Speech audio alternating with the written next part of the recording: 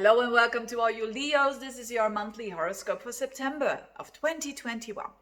There are a couple of things, the Mercury retrograde I'm going to explain, and of course the Uranus-Saturn square activated again. And this is very important for you. I talk about this mostly for the fixed signs, and you are one of them. And it's activated by Venus. But let's start with the Mercury retrograde, which is going to be quite enjoyable for you. I know a lot of astrologers say Mercury retrograde, it's tricky, and it has indeed its trickiness, but every retrograde is different, and this is a very, very positive one. And that is because it's trining Jupiter 3 times. I mean, 3 times, Mercury trining Jupiter 3 times. This is ideas that you can't even imagine that you had them, but you can have them. And this is happening as well in Libra and in another air sign of Aquarius. So this goes well with your Leo energy. So you're one of the signs that having this Mercury retrograde. Yes, you have to watch out for contracts between the 10th, you could say, of September, because that is a shadow period. It really goes retrograde on the 28th of September. Then it goes direct on the 10th, you could say on the midst of October. So that pocket of time, the 28th of September, the midst of October, is not the most interesting time to do contracts, but it's totally out of its shadow around the first week of November. But I'll talk about that in other videos. So it's definitely for you a very positive transit, because this Libra energy is your 3rd house of speech and of talking and of communication. And it's going to trine Jupiter in your 7th house of other people or of one-of-one connections. So this can play out on many levels. The fact that it's gonna, as from the midst of September and the rest of September, so 2 weeks, you're going to feel the influence of Mercury trine Jupiter. Normally that's just a day, maybe 2 days. And now you're going to have 14 days of this aspect, a beautiful trine, a beautiful opportunity between the 3rd house and the 7th on a communication level. And what does it mean? For some of you, this will mean business. So if you have your own business, wow, this is like it's gonna boost. You can, by redoing your website, for instance, between September and the midst of October, you redoing your website, you're gonna attract, for instance, way more viewers, or maybe way more readers when you're having a blog, or way more clients, Jupiter in the 7th house. So that's definitely one thing. You can learn something new through a skill, and you're doing that with other people, or you're connecting with other people, because this Mercury is in Libra after all, and you're getting good connections out of that are going to be long term. For others, this has to do with you working together, maybe with a neighbor, a sibling, someone in your neighborhood, and you're going into a business partnership. Again, to put everything on a paper, I would recommend to do that not in September, but later on, at its best around after the first week of November. But if you can't really postpone these things after Mercury goes direct again, which is the midst of October. It can also mean you, when you are single, for instance, you could meet someone.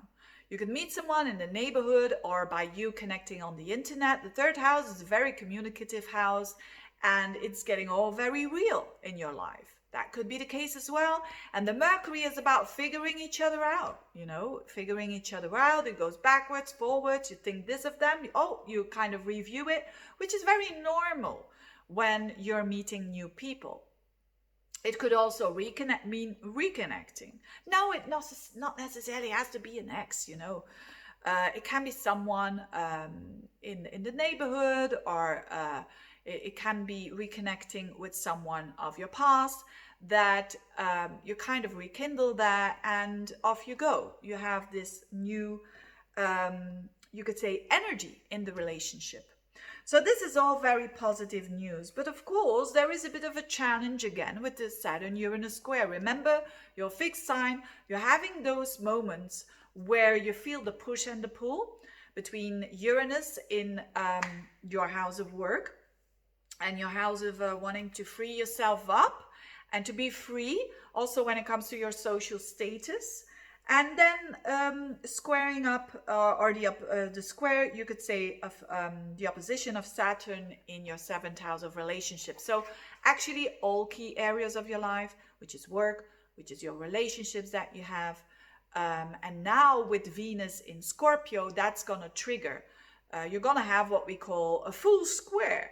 So definitely for some of you, some changes that are about to come on key areas of your life, but it's Venus, and Venus has to do with gentleness, softness in a gentle way, but it is Scorpio, so it's quite manipulative. It's to be aware of that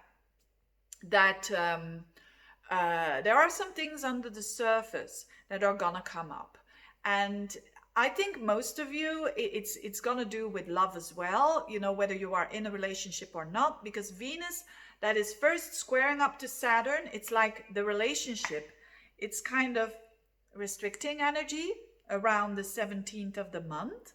But then, boom, Venus opposes Uranus around the 23rd of the month. So that is the push and pull that I'm talking about. So you could be feeling restricted if you are in a relationship because of a partner, but then it opens up. It kind of breaks up, and off you go, the changes that you want to make, right? So you could be meeting someone new, for instance, and first there's a bit of anxious energy, which is Venus Saturn. It's like, it's not going to happen. There are some practical stuff happening here that is difficult. But then, boom, Venus opposes Uranus, and you break free from that. So it's not necessarily a bad thing, but it's that energy of pushing and pulling, which is what most people don't really love in their life. I mean, it's either this or that, but with the square, it's like doing both energies at the same time. So you could have really some breakthroughs when it comes to all matters of relationships, when you are in a relationship and you need to say what you need to say. This is a good moment, but doing that in a gentle way, and maybe doing it a little bit. So you could be manipulated a little bit, or you trying to. It's not going to work with Venus in Scorpio. Both parties are gonna see the manipulation, so you better do things above board, because then the transformation, and you better do some putting some light on the darkness and on the shadow, whether it's your shadow or theirs. You know, it kind of works that way, that when it's revealed, it's not a problem anymore. That's the transformation. So quite an interesting month, and again, another layer of the Saturn-Uranus square. I'm sure you're going to do well. And yeah, all the best to you. Thank you for listening. Bye-bye.